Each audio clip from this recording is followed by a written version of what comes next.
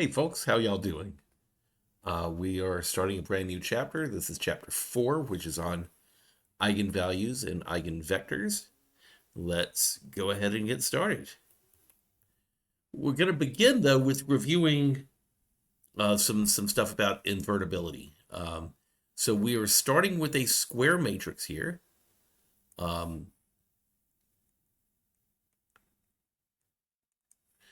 Which of these statements is equivalent? In other words, which of these statements means the same thing as saying that A is invertible? So one of the things we recall about invertible matrices is that to be invertible, there must be a pivot position in every row and every column.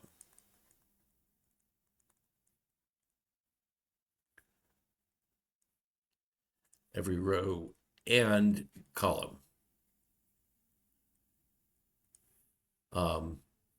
And so is it true if A is invertible, do the columns form a linearly independent set? Yes, that's true.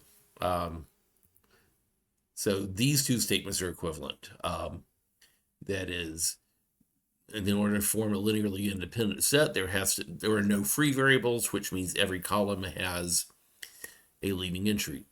The columns form a spanning set for all of Rn and not a subspace of Rn. That's true. That means that there's a leading entry in every row.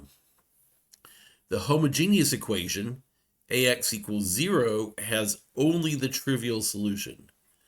That's true because if we always know that this equation has the solution, plug in 0 for all the variables. In order to have another solution, one that's not trivial, there has to be a free variable in the system, and we know there are no free variables because the columns are linearly independent. There's a leading entry in every column, and so there's only one solution, and it has to be that x is equal to 0 and y is equal to 0 and z is equal to 0. The equation is consistent for all b. We know that to be inconsistent, we need to have a row that looks like zeros on the left side and then some number on the right side that's not 0. And that can't happen because we have a pivot in every row, and therefore we can't have a row of all zeros. So that's equivalent. The determinant is non-zero. We know that once we put the matrix in echelon form, we can read the determinant by going down the diagonal. And because there's a pivot in every row and every column, we cannot have a 0 on the diagonal because a 0 would mean that that column got skipped when we were finding the leading entries. And so the determinant has to be a non-zero number because all the numbers that we multiply together to find the determinant are non-zero. And so that's also true. All of these are other ways of saying that the matrix is invertible. And believe it or not, there are even more. Let's look at the next slide.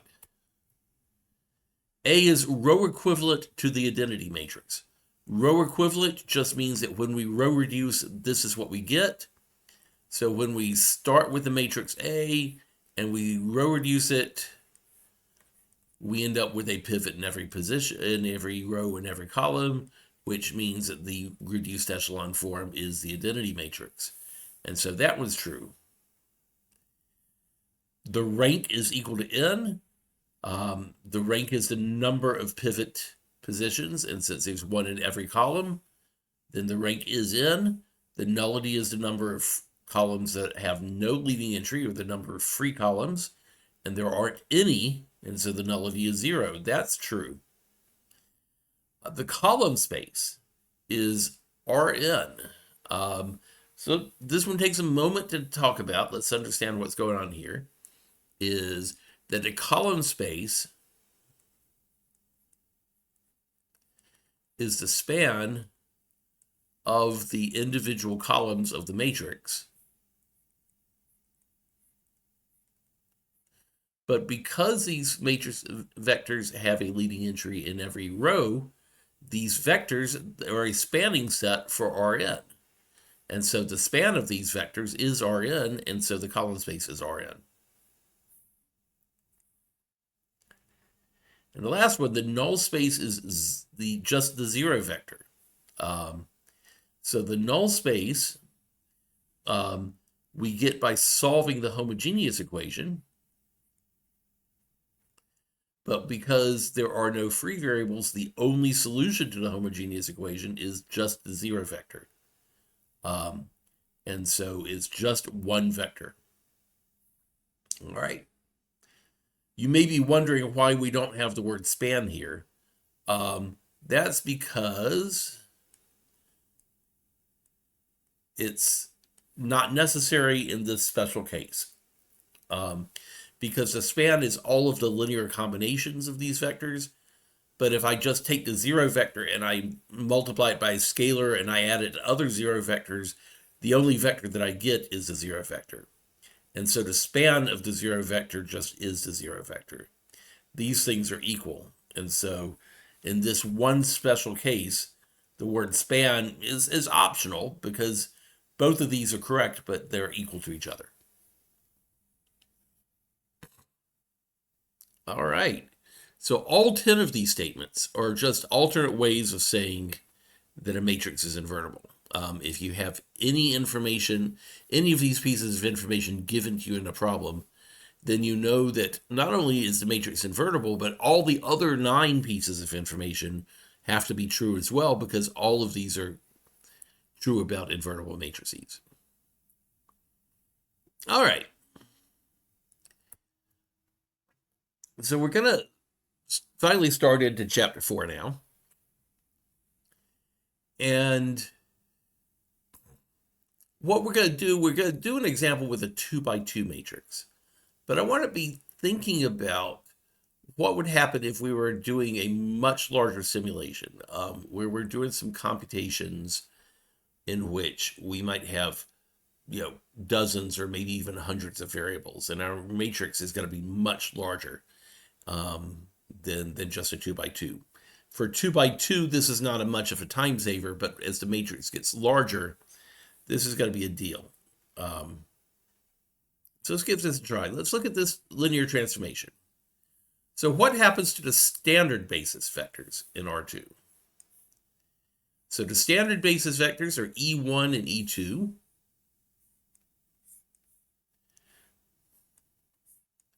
So E1 is this vector here. E2 is this vector here. And they transform into, well, the transformed version of E1 is 4, -2, and the transformed version of E2 is 1, 1. So this is the transformed version of E1. And this is the transformed version of E2. All right. So a couple of things has happened. Is that the direction has changed.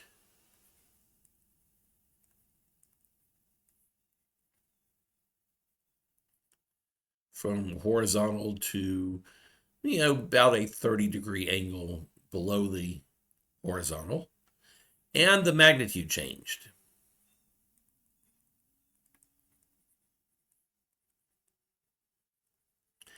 This vector has a length of 1. This vector, we could do the Pythagorean theorem here. It's just the length is the square root of 4 squared plus 2 squared, which is the square root of 20.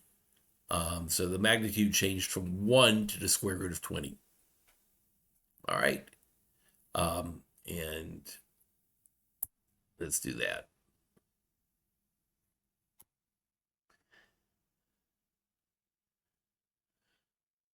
So then when we go to the next vector, the direction changed from 90 degrees to just 45 degrees, and the magnitude also changed.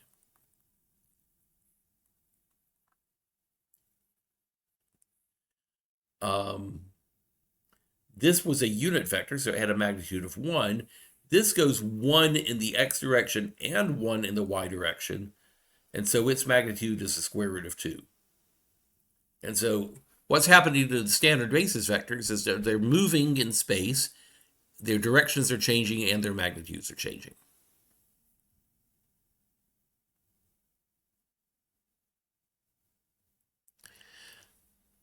We're working with the same transformation here. So this is the same. But now we're going to look at these two vectors here. 1, -2, and 1, -1. Do these vectors form a basis for R2? So just a reminder, to be a basis for R2, we have to have a leading entry in every column, and we have to have a leading entry in every row for it to be a basis for all of R2 and not just a subspace of R2. And so if we row reduce this, we would find 2 pivots because these vectors are not multiples of each other. And so the answer is yes. We do have a basis for R2. What does the transformation do to these vectors? Well, let's try this. So B1 and B2, let's go ahead and do this.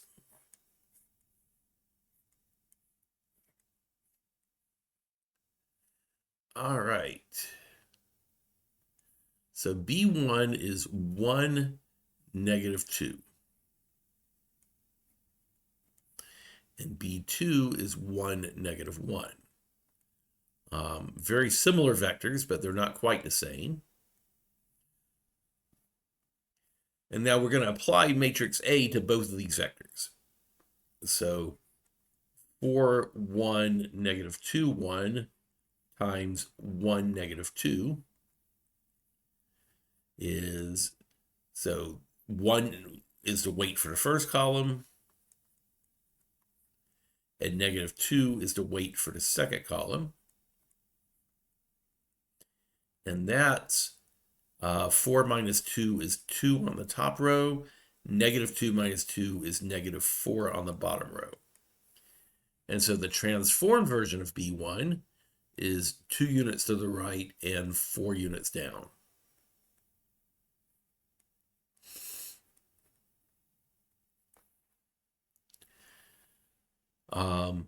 But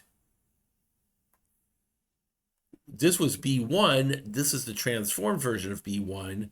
This vector is just twice B1. That is, the direction stayed exactly the same.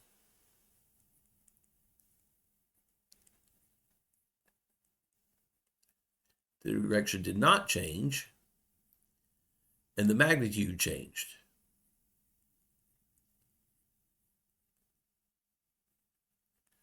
By a factor of 2 in this case.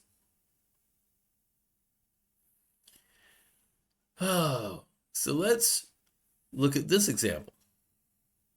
Let's see what happens to B2. So we'll do this again. 4, 1, -2, 1 times 1, -1. So the first column has a weight of 1, and the second column has a weight of -1. And so we get 4 minus 1 is 3. -2 minus 1 is -3. And so B2, the transformed version of B2, is 3 units to the right, 3 units down.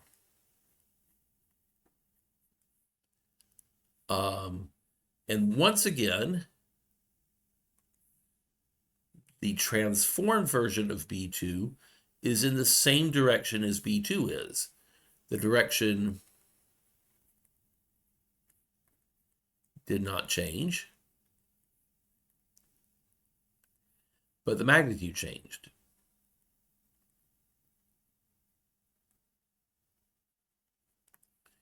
That is, working in this basis, then my linear transformation is just changing magnitudes and not changing directions. And why could this be a big deal if we're dealing with large matrices? Is because In that case, I can replace this matrix with just this number. And multiplying a vector by a scalar is much easier. I get the same answer. And over here, I can replace this matrix with just a number.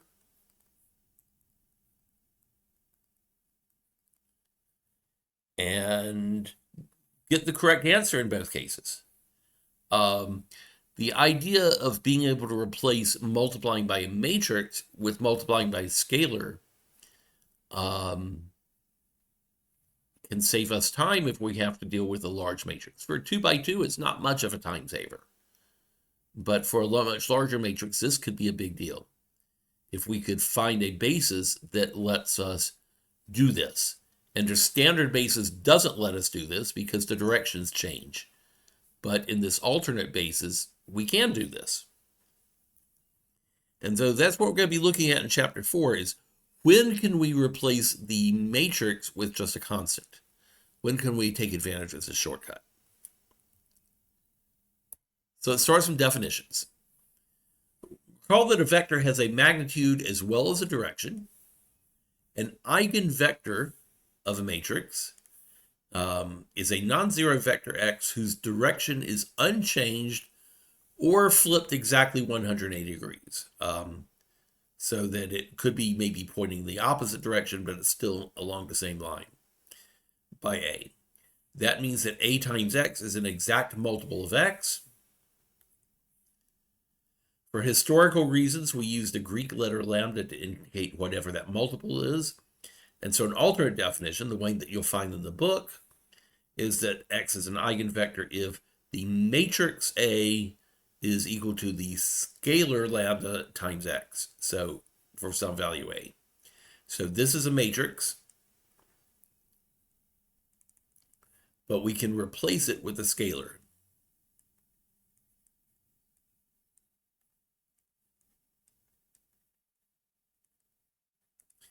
If we can do this, then x is an eigenvector. And the scalar itself is called the eigenvalue.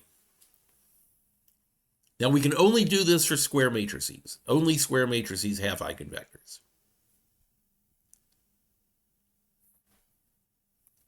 So let's look at an example. Let's look at this matrix here, 1, 6, 5, 2. We're going to show that the vector 6, -5 is an eigenvector.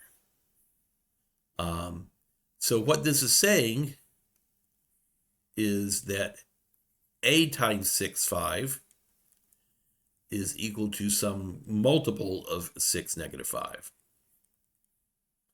So let's work this out. A times 6, -5 is 1, 6, 5, 2 times 6, -5. That's the linear combination we get when we weight the first column by 6 and the second column by -5. So that gives us 6 minus 30 is -24. And 30 minus 10 is 20. And that turns out to be exactly -4 times the vector 6, -5. And so the answer we got is an exact multiple of the vector we started with. The multiple in this case is -4, and so that is the eigenvalue.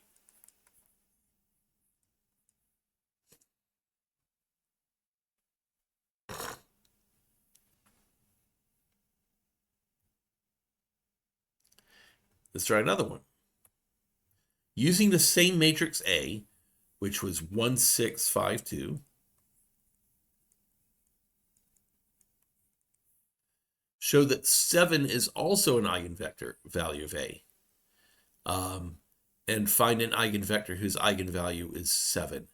Now this was harder because in the previous example, we were given the vector. We were said, show that this is a vector. This time, we're not given the vector. We don't know the vector. But we can do this. We can plug in the vector xy, and we know that the answer is going to be 7 times bigger, 7x and 7y. Because the eigenvalue is the multiplier that we can replace the matrix with, the answer has to be 7 times that vector. So we can solve this. Let me write this out. So we're going to take the first column and weight it by x. So x is x times 1, 5, plus y times 6, 2, and that equals to 7x, 7y. Well, the top row says that x plus 6y equals 7x, and the bottom row says 5x plus 2y is equal to 7y.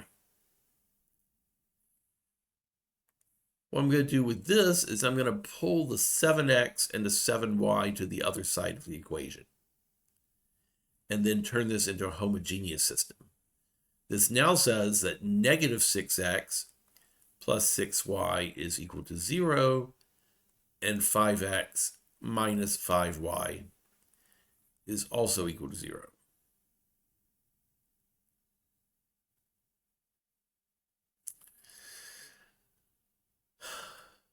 If I factor out the negative 6, then this is just negative 6 times x minus y. If I factor out the 5, this is 5 times x minus y. And so x minus y has to equal 0, and so x is equal to y. And so find an eigenvector whose eigenvalue is 7. Pick a vector where x and y are equal to each other, and that's going to work. Since both weights are 1 times the first column plus 1 times the second column is just going to be 7, 7, and that's a perfectly fine answer. So this is my eigenvector.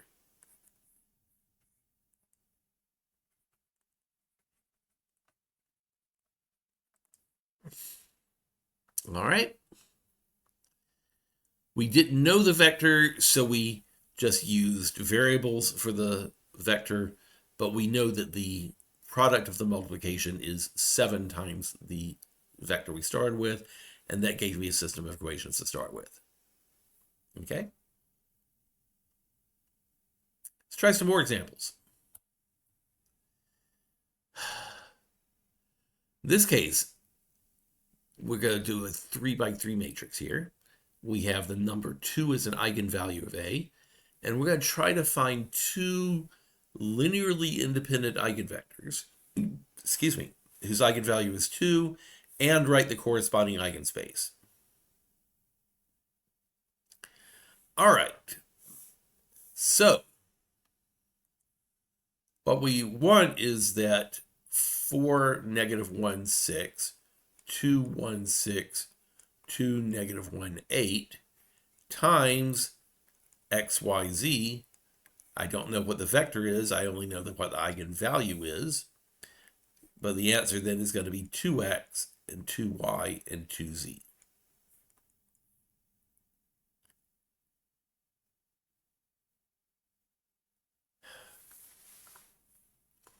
Well, when we weight these columns, this is going to be x times 422 plus y times negative 1, 1, negative 1 plus z times 6, 6, 8 equals to 2x, 2y, 2z.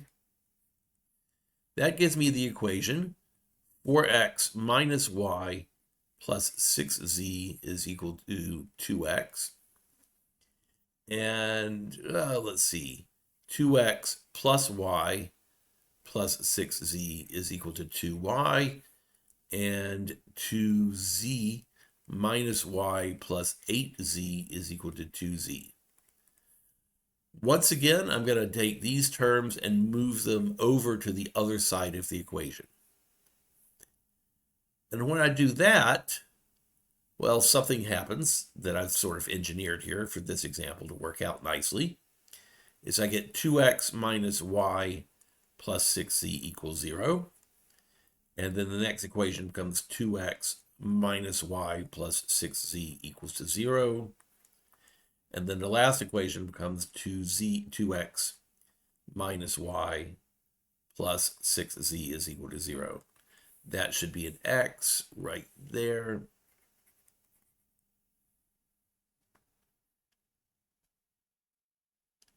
All these equations look like they're the same, which makes this very easy to row reduce.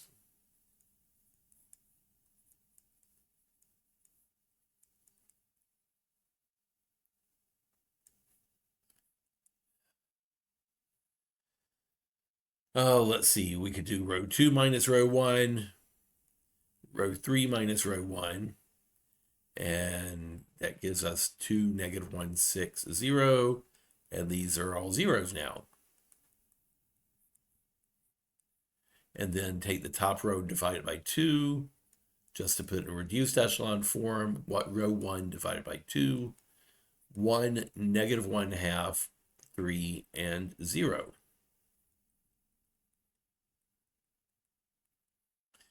And so we get x is equal to positive 1 half s minus 3 times t, where y is equal to s and z is equal to t.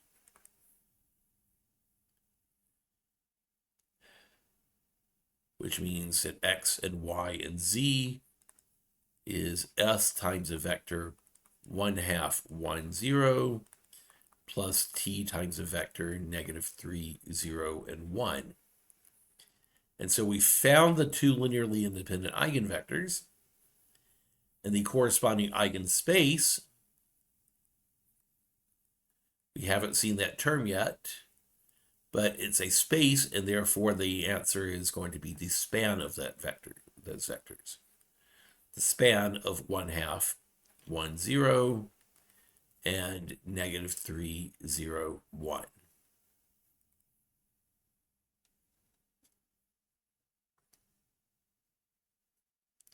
So we found the corresponding eigenspace.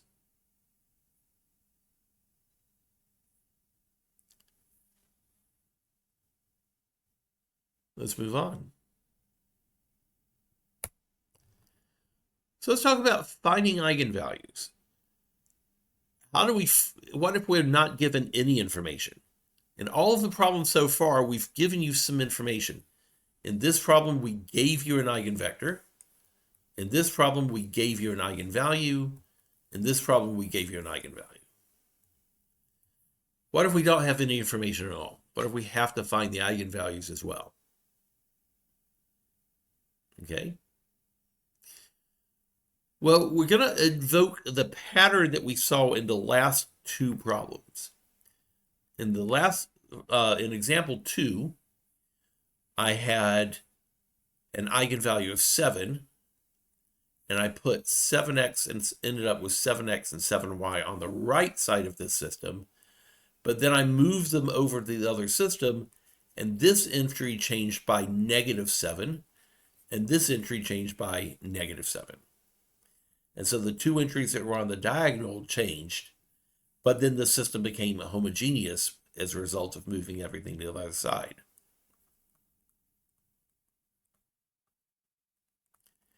Then in example 3, we did the same thing.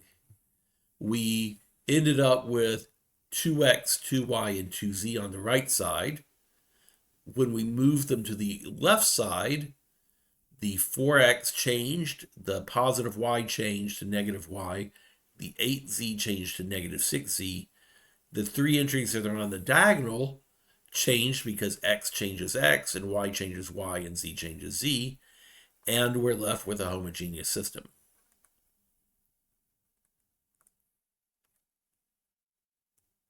So that's what we're going to do here. We're going to have a matrix. Then it has to be square, but it can be of any size. And we have an eigenvector, but we don't know what the values are. A lot of math on the next slide, but let's walk through it. That means, because it's an eigenvector, that when I combine these, I just get a multiple of the vector that I start with. So now I'm going to apply the weights, x times the first column, y times the second column, z times the third column, and then rewrite those as linear combinations, x times a plus y times b plus c times z, and so on and so forth.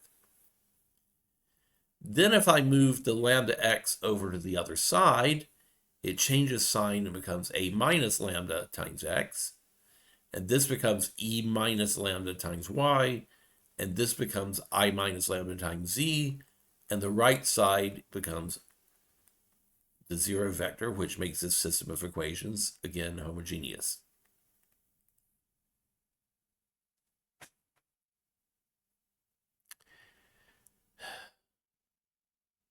So we get this system of equations here, where the diagonal has been altered by negative lambda, and the right side is all zeros.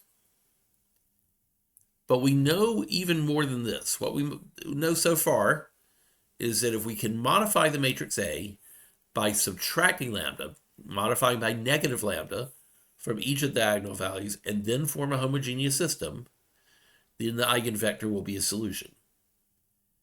But we know more than this. By definition, an eigenvector is non-zero. Has to have a direction because the direction can't change. And so the eigenvector is non-zero, and that means the homogeneous system has to have more than one solution, which means the system has to have a free variable.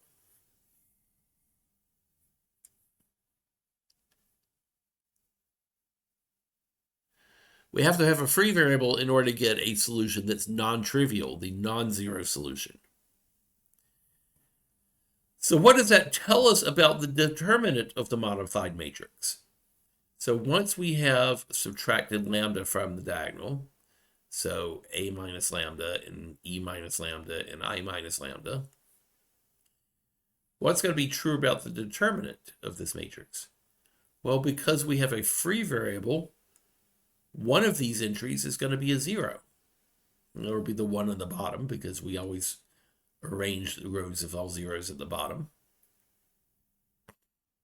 And then the determinant, because the determinant is the product of the echelon, diagonal in the echelon form, is going to be something times zero. And so the determinant is going to be zero.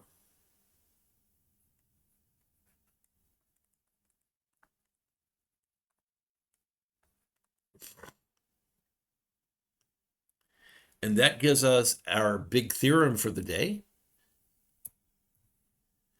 Let A be a square matrix. If we modify A by subtracting lambda from the diagonal matrix, we call this modified matrix A minus lambda I. And that's a little weird, but this is A. I looks like this.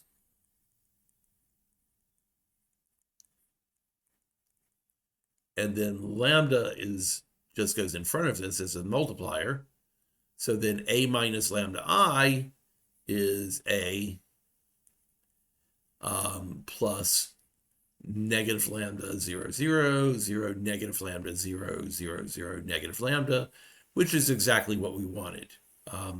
And so the modified matrix, when we subtract A from the lambda from the diagonal, we get A minus lambda I, and that determinant has to be 0, and the solutions to this equation are the eigenvalues of A. And so if we don't know the eigenvalues or the eigenvectors to begin with, then we have to start with this equation. And this equation will get us something to start with. It will give us the eigenvalues. All right, so let's give this a try. We're going to do a few more examples, and then we'll wrap up. So you were given no information about this matrix. We have to find the eigenvalues from scratch. All right. So what we're going to do first is we're going to subtract lambda from the diagonal.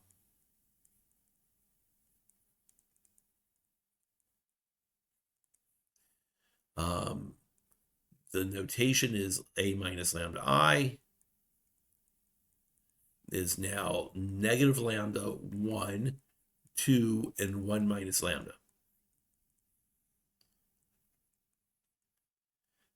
Set the determinant equal to 0.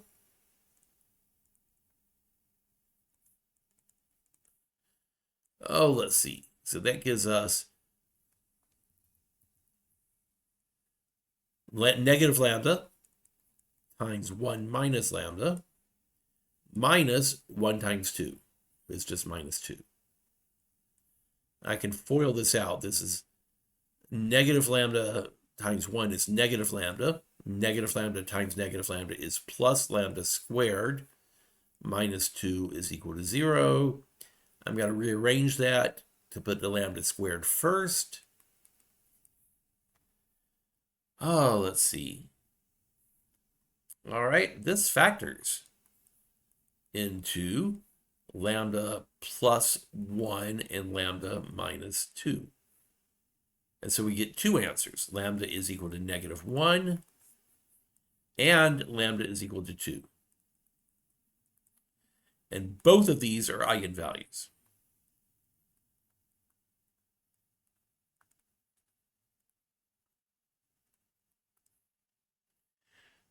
So question was to find the eigenvalues. Well, we did that. We subtracted lambda from the diagonal. Then we set the determinant equal to 0. And that got us our eigenvalues. All right.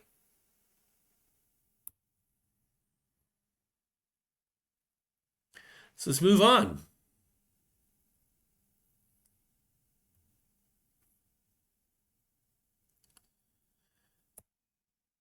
Now that we know that eigenvalues, the same example 5 and example 4, we're using the same matrix in both examples, 0, 1, 2, 1, 0, 1, 2, 1. So we now know that the eigenvalues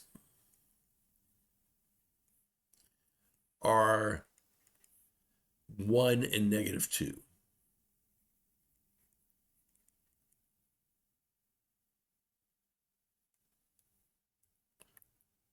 Negative 1 and positive 2. Sorry, negative 1 and positive 2. Let me just make sure I get that right. So to find the eigenvectors, we've got a process now that we're going to have to do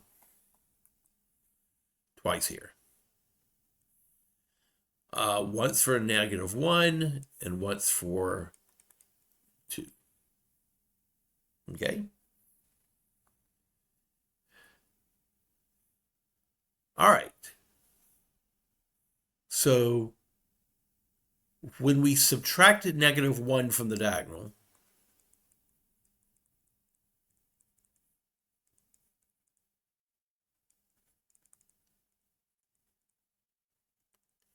we're subtracting negative 1, so that's like adding 1. So that becomes 1, 1, and 2, 2. And we're also going to augment this with zeros.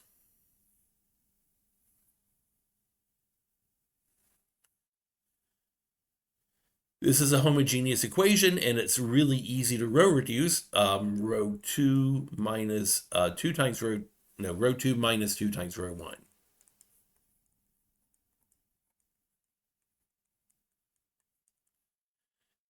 This says that x plus y is equal to 0. We can do the extra work of writing this as a parametric vector, but we just need to find a solution that makes x plus y equal to 0. And it can't be 0 plus 0. We can't use the 0 vector. Pick any non-zero solution. So for eigenvectors, we can just pick a solution we want. We don't have to write the parametric vector form. We just can pick a solution. So we could pick x is equal to, well, we could pick x equals 1, but we don't have to pick x equals 1. We can pick anything. So if I let x equal 1, we get 1 and negative 1. And that's an eigenvector. So now we have to do the same thing over on this side, but this time lambda is equal to 2. So we're going to subtract lambda from the diagonal.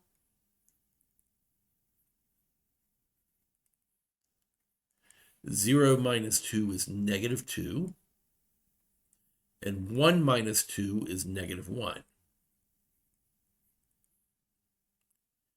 Again, this is going to be fast to row reduce. I'll just take row 2 plus row 1. I think you can do that in your head, but that's okay. 2 and negative 2 cancel, negative 1 and positive 1 cancel. And so negative 2x plus y is equal to 0. And again, we can pick any non-zero solution.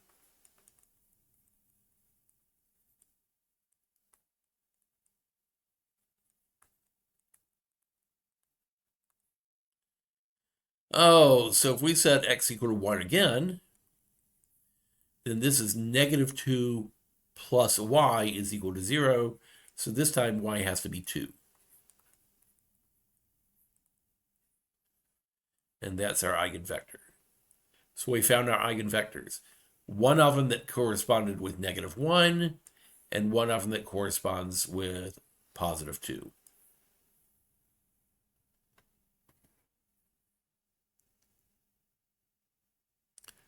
All right.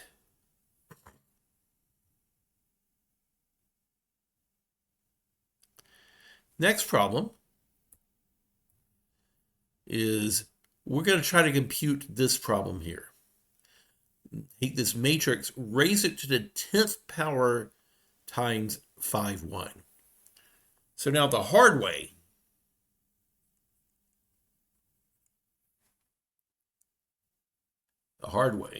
is to compute 0, 1, 2, 1 times 0, 1, 2, 1 times 0, 1, 2, 1 times 0, 1, 2, 1 10 times. Ugh, I don't want to have to do that. What we're going to do instead is figure out how to write 5, 1 using the eigenvectors from the last example. So rewrite 5, 1 as a linear combination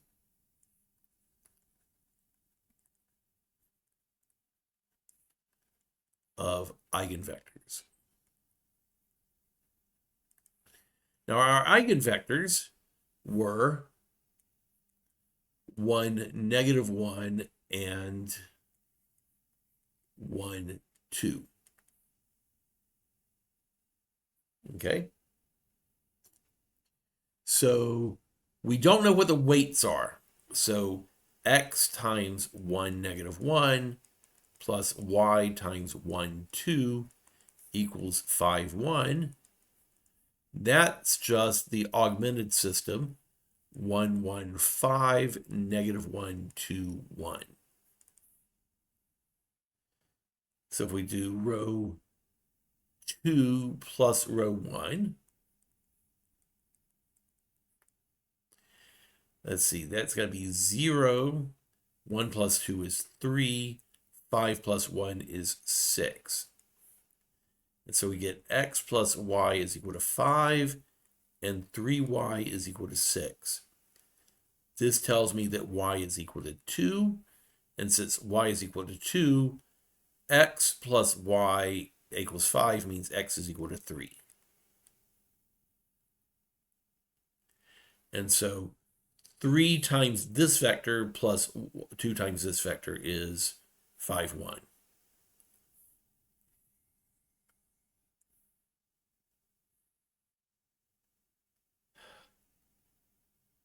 All right. Let's write that fact down. 5, 1 is equal to 3 times 1, negative 1 plus 2 times 1, 2. And here's where we're going to put this to use now.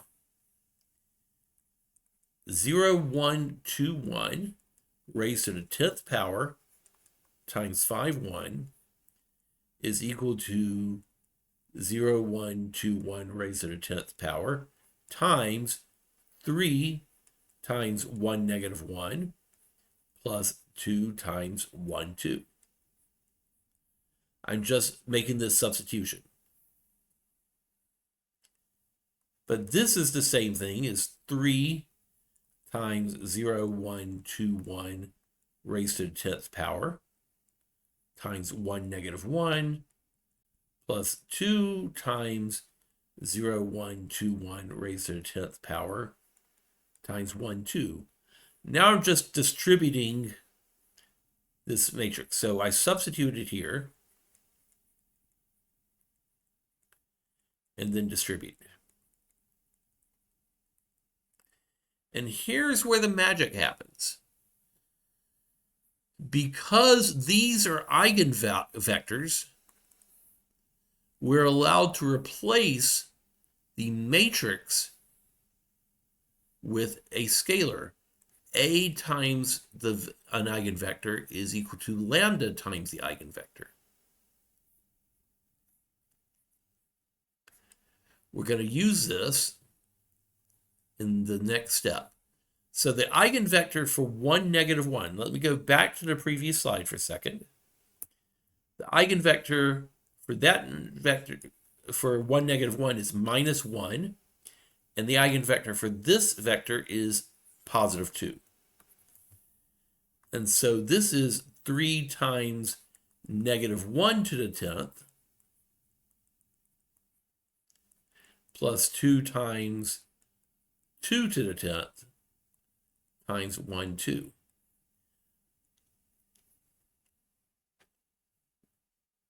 That may look surprising, but that's just how this trick is going to work, is that A times this vector and lambda times this vector are the same, and A times this vector and lambda times this vector are the same. That is, I am making that equivalence that is the definition of an eigenvector. So on the left side, negative 1 to the 10th power, well, it's an even power, so that's just 1. 3 times this vector is 3, negative 3. This is going to be a big number. 2 to the 10th power is 1024. When we multiply all this out, we get 2048 on top and 4096 on the bottom. And so when we add them together, we get 2051 and 4093.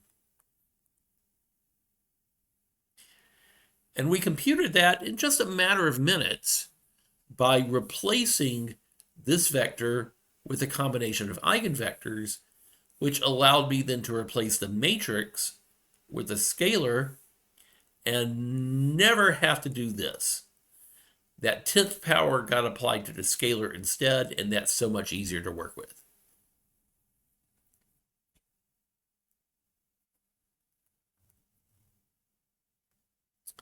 All right, let's move on. Let's try this again.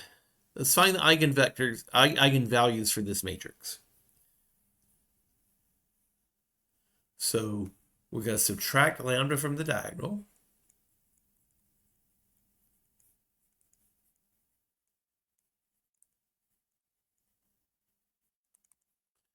And that's going to give us 6 minus lambda, negative 1, 6, and 1 minus lambda. Let's see.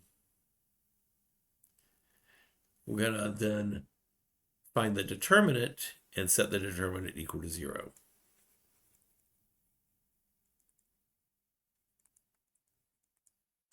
So the determinant is 6 minus lambda times 1 minus lambda minus a negative 6 is plus 6 is equal to 0.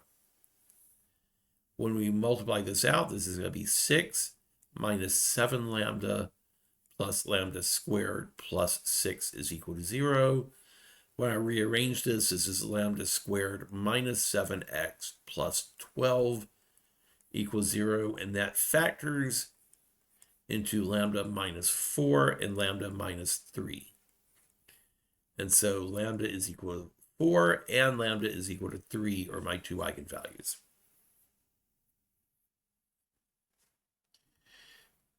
This formula here, this determinant that we got, has a name. It's called the characteristic polynomial of A. You don't need to know that name, but that's what it's called.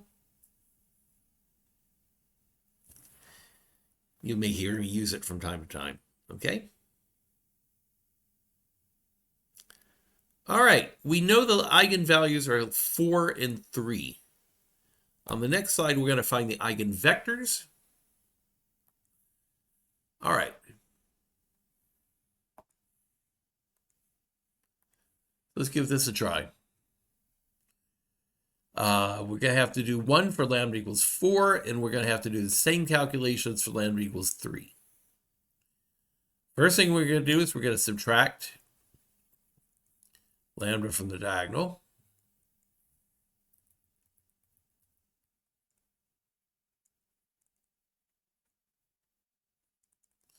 So when I subtract 4 from the diagonal, this becomes 2, negative 1, 6, and 1 minus 4 is negative 3.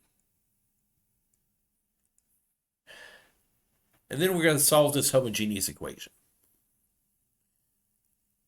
Row 2 minus 3 times row 1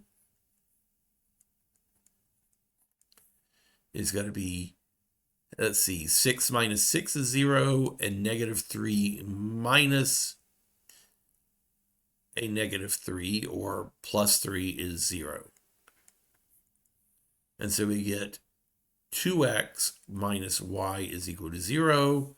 And again, pick any non-zero solution.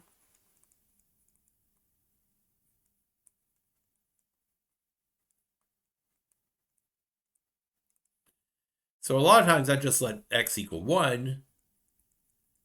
And then that means that 2 times 1 minus y is equal to 0. So y is equal to 2. And so that's going to be the eigenvalue here. All right. Try the same thing for lambda equals 3 now. So we're going to subtract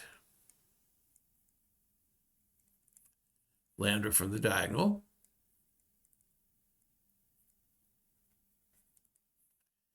And that gives us 6 minus 3 is 3. And 1 minus 3 is negative 2. Oh, let's see. So that's going to be row 2 minus 2 times row 1. 3, negative 1, 0. 0, 0, 0. 3x minus y is equal to 0. And so if I let x equal 1, then we get x equals 1, and then 3 times 1 is 3. 3 minus y is 0. Y is going to be 3 this time. And so our eigenvectors are 1, 2, and 1, 3.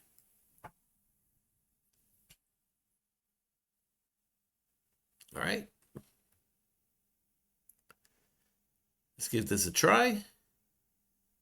We're going to use all of this information in the next slide.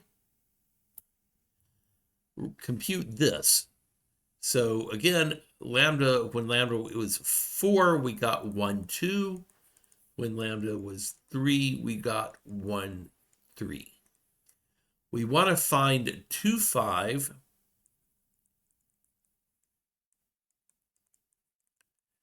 as a linear combination of the eigenvectors.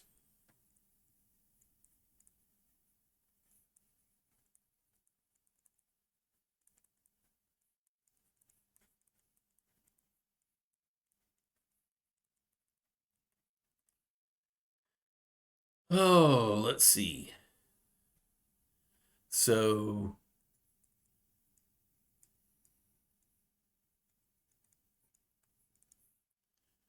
we'll do that. We'll take row 2 minus 2 times row 1. 2 minus 2 is 0. 3 minus 2 is 1. 5 minus 4 is 1. And so we get x plus y is equal to 2, and y is equal to 1. And so turns out that x is 1 and y is 1. That's easy. So if we just take 1 times this vector plus 1 times this vector, we get 2, 5, and that checks. So 2, 5 is equal to 1, 2 plus 1, 3.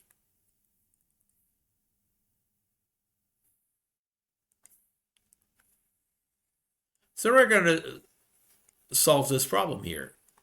6, negative 1, 6, 1 raised to the k power times 2, 5 is equal to 6, negative 1, 6, positive 1 to the k power times this combination. 1, 2 plus 1, 3. We're making a substitution here.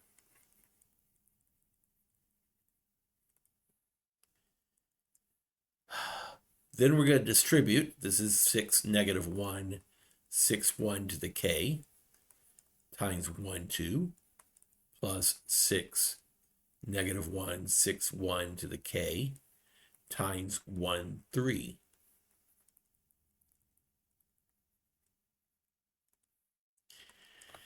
Oh, and then this is where we're going to use the power of eigenvectors. When I have the vector 1, 2, I can replace the matrix with a 4. This is just 4 to the k times 1, 2. And over here, I can replace the matrix with a 3. 3 to the k times 1, 3. This is where we're using the matrix power a times x is equal to lambda times x. And so in the top row, we get 4 to the k plus 3 to the k. In the bottom row, we get 2 times 4 to the k plus 3 times 3 to the k.